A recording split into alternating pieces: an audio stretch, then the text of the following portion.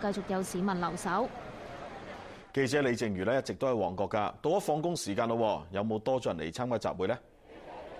係啊，昌啊，嚟到啱啱嘅時間呢，嚟旺角集會嘅人呢越嚟越多啊！繼續咧有唔同意見嘅人士呢去到主帳篷嗰度呢就係發表意見㗎。